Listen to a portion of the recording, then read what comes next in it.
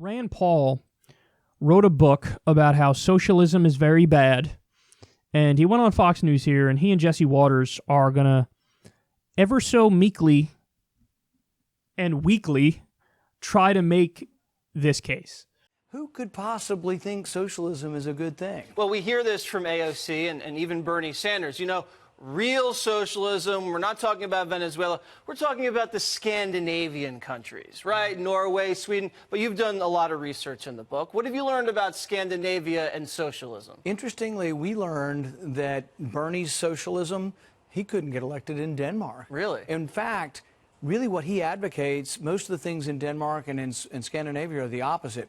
In fact, the Danish prime minister came out and said to Bernie, quit calling us socialist, we're not socialists. So the first problem with their argument is most of Scandinavia has private property, private stock market. The economic indexes that measure freedom and trade, they score in like the top 10 in the world.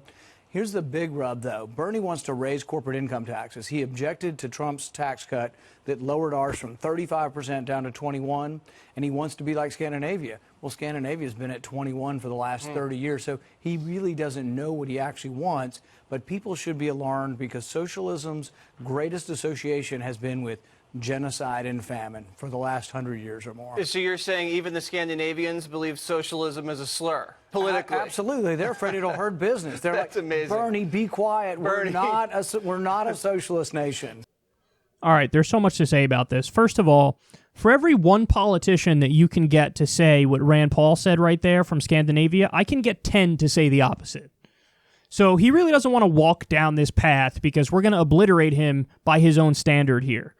Oh, I found one that says, this is not what we are. Okay, well, I got 10 who say the opposite, so I outnumber you, so I win. Or we could drop this part of the conversation and move on, and I'm willing to do that. We don't have to, he opened the door to that argument, but I'm fine not using that argument because there's a lot of other stuff he gets flat wrong there. But let's just assume for a split second, and I do mean a split second because he's wrong, but let's just assume, okay, fine. Let's take your word for it. They're like uber capitalists and we should only talk about the capitalist aspect of Scandinavia. Okay, well, then let's implement their version of capitalism. Now, I dare you to go tell a right-winger today, I want to implement the Scandinavian-style system here. What'll they do? They immediately flip and go, that's socialism. Wait, what? So because they know they can't explain away how well those systems function, right? Because they function very well. So then what do? They turn around and go, but the reason why they function well is capitalism. Okay, so let's copy their systems exactly to the letter. No, we can't. That's socialism. They'll say it's capitalist. And when you say, great, let's do that version of capitalism. Call it whatever you want. Let's implement that system here. No, we can't. That's socialism. So that shows you, they're using weaselly arguments and they're doing the old Ben Shapiro trick. Everything good about those places you can credit to the capitalism. Everything bad about those places you credit to the government. Oh, well, how convenient. That happens to perfectly match with your ideology. Now, furthermore, he says, well, everything that Bernie advocates for, they don't have that there. Excuse you? What's his one example? Oh, the corporate tax rate. We lowered it here to 21%. Their corporate tax rate there is 21%. So, and Bernie wants to raise it. See, he doesn't want to be like them. What's he not telling you guys? That's the nominal rate. The nominal rate is not the effective rate. So my guess is, and I don't know off the top of my head because who the hell does, but my guess is if you look at the effective tax rate for corporations, it is actually 21%. So what it is on paper in Scandinavia is what it actually is in real life. They have a 21% on paper. There aren't all these crazy loopholes and deductions, and so it ends up effectively being 21%. What's the effective corporate tax rate in the United States? And this is back when the nominal rate was 35%, okay? So the rate on paper in corporate tax in this country was 35% a few years back. You know what they were effectively paying? 12 to 14%. So, see, it's a misleading argument because he's not giving you the effective rate. Oh, Bernie wants to raise the corporate tax rate, but in Scandinavia it's 21%, and why don't we keep it at that? Because we were never really paying 35% here when the rate was nominally 35%. Now that it's 21%, we're not effectively paying 21%. We were always paying lower than that. So yes, the other thing is, why is he singling out corporate taxes? Let's have a conversation about their marginal tax rates, Rand. You want to do that? What's the marginal tax rate on the top bracket there? Oh, you don't want to do that because that makes Bernie's case that it actually is a social democracy. And by the way, that's the main argument to take away here. It's that, yeah, they're not socialist. We agree. They're not fully socialist, but they are the definition of what's called a social democracy. You know what another term for social democracy is? Welfare statism. Weird. They are the most successful countries on the planet, and they are quite literally defined as welfare states. So what that means is you mix socialism and capitalism. It's a mix. Certain things are totally in the free marketplace, and then other things, there's a really strong, vibrant social safety net that hits everybody's bare minimums. So he says, oh, but the stuff Bernie wants, they don't have there. Scandinavia, they have universal health care. That's what they have. Now, there's a variety of different versions of getting there in different places in Scandinavia. Some are single-payer systems. Some are what's called a multi-payer system. But either way, you have tax dollars funding the healthcare, full stop. Full stop. So again, you want to copy that, Rand? If you want to copy that, I'm down. But I guarantee you, that's when he'd turn around and say, oh, no, they're socialist. So you're saying they're capitalist until we say, then let's do that here, and then you say they're socialist. The main trick that Rand Paul is using there is a trick that we've seen on the right forever.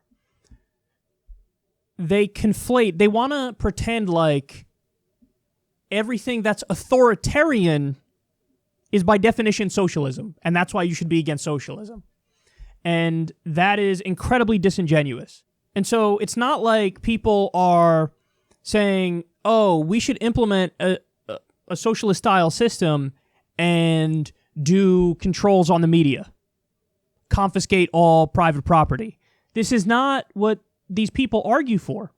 So when they take authoritarian regimes and they use that as the prime example of socialism, they're being misleading on purpose, because all they want you to do is associate in your mind socialism with authoritarian controls on the media, authoritarian controls on social issues, government being too involved in your life, confiscation of private property. And he's full of it because he cites private property there as a reason why these aren't socialist countries. Bernie has never, ever, ever argued against private property. Has Bernie ever called for a full ban on private property? No. He wants to take certain things and remove the profit motive. He thinks that something like healthcare, something like college education, this should be out of the free market. That doesn't mean he wants to nationalize all industries. Only the ones that should be nationalized he wants to nationalize. And he's not in favor of, getting rid of the First Amendment and doing authoritarian controls on the media. So you see the dirty trick that he's using there? He's trying to make people believe that when you hear socialism, just think authoritarian, and that's what socialism is, full stop. He's not giving any respect to the various varieties of leftism and socialism. I'm sure he doesn't even get into the idea of worker-owned co-ops, which is a post-capitalist idea, which is just democracy in the workplace. It's just, okay, what if everybody in the factory had an equal say as to the direction of the company? Is that so scary? See, they try to conflate that with, like, Mao or Pol Pot, and they're like, oh, no. All socialism, all leftism amounts to authoritarians doing genocide. Like, that's the case he's trying to make. And he has no actual case against the real left because he's not even treating our argument seriously. He's just straw manning and then knocking down the straw man. Hey man, I could play this game too. You want to play this game?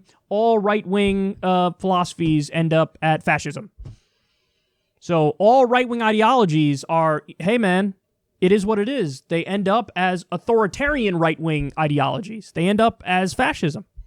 I could write a book just doing smears on every flavor and variety of right-winger. I could do that, but I'm not gonna, because I want to actually listen to the arguments of the other side and then think about it independently and then break it down. I don't need to straw man the other side in order to feel like I won some exchange. No, I'll listen to what you actually believe. If I think you're making some good points, I'll tell you. But, I'll probably disagree on most stuff, and that's fine. But I'll be serious. I'll treat your idea seriously. I won't straw man and then knock it down, and that's exactly what he's doing here. So